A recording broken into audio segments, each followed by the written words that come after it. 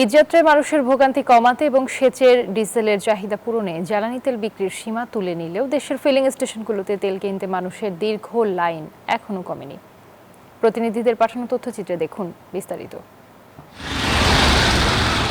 ঈদকে সামনে রেখে ঈদযাত্রা স্বস্তিদায়ক করতে জ্বালানি বিক্রির রেশনিং পদ্ধতি তুলে নিয়েছে সরকার। তবে এখনো পেট্রোল পাম্পগুলোতে স্বাভাবিক চিত্র ফিরে আসেনি।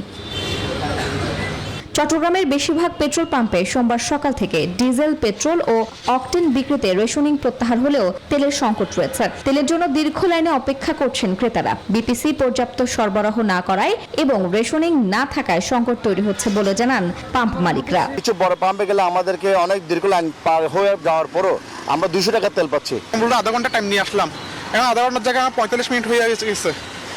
এখন আজকে আমি সবুজ খাইতে খাওয়ার সম্ভাবনা বেশি। খুলনার চিত্র একই। সকাল থেকে এজেন্ট ডিলারদের মাধ্যমে তেল সরবরাহ বন্ধ থাকায় গ্রামাঞ্চলে ডিজেল সংকটে পড়েছেন অনেকে। ডিলাররা জানান রোববার রাত পর্যন্ত তেল পেলেও সোমবার সকাল থেকে হঠাৎ সরবরাহ বন্ধ হয়ে যায়। তবে পেট্রোল পাম্পের চাহিদা অনুযায়ী ডিপো থেকে সরবরাহ কিছুটা বাড়ানো হয়েছে। এজেন্টের তেল দেবেন না, আমরা তো রাত্রে গাড়ি নিয়ে আসছি, একটা গাড়ির ভাড়া আছে, এই গাড়ির ড্রাইভার খরচ আছে। এখন আমরা তেল প্রতিদিন ফিরে যাচ্ছি, তেল পাচ্ছি না। সবাই বলতেছে যে তেলটা এরা হচ্ছে লুকায় রাখছে, কিন্তু আমাদের কোম্পানিতে তো একটু তেলও নাই, ড্রাম পার্টি এসে থিয়ে যাচ্ছে। এদিকে রাজশাহীর পেট্রোল পাম্পগুলোতে আজও দীর্ঘ লাইনে দাঁড়িয়ে তেল নেওয়ার অপেক্ষায় চালকরা। চাহিদার তুলনায় অনেক কম তেল দেয় পাম্পগুলো অর্ধেক বেলা বন্ধ রাখা হচ্ছে বলে জানায় পেট্রোল পাম্প কর্তৃপক্ষ। রেশনিংয়ের বিষয়টা সরকার বলেছে, কিন্তু আমাদের পর্যাপ্ত পরিমাণে তেল নাই। পর্যাপ্ত পরিমাণে তেল দিলেই আমরা পর্যাপ্ত পরিমাণে তেল মানুষকে সরবরাহ করতে পারবো। এদিকে ক্রেতারা বলছেন দীর্ঘ লাইন দিয়ে মাত্র 200 টাকার তেলে তাদের চাহিদা মিটছে না। যানবাহন না চললে তো অর্থনীতি সচল হবে না, এই জায়গাগুলো একটু দেখা উচিত সরকারের। অধিকাংশ পেট্রোল পাম্প বন্ধ, এই একটাই খোলা আছে। আমি রাজশাহী শহরে আসলাম, তেল দিতে দিতে বন্ধ।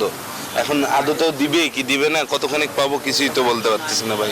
অপরিশোধিত জ্বালানি আমদানি ব্যাহত হওয়ায় মে মাসে চুক্তি অনুযায়ী তেল সরবরাহে ঘাটতির আশঙ্কায় সরকার G2G বা উন্মুক্ত দরপত্রের মাধ্যমে বা সরাসরি প্রক্রিয়ায় অতিরিক্ত তেল কেনা এবং ভারতের কাছে অতিরিক্ত সরবরাহ চেয়েছে।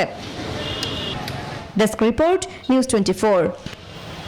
Bashundhara public school and college 2026 শিক্ষাবর্ষে ভর্তি চলছে।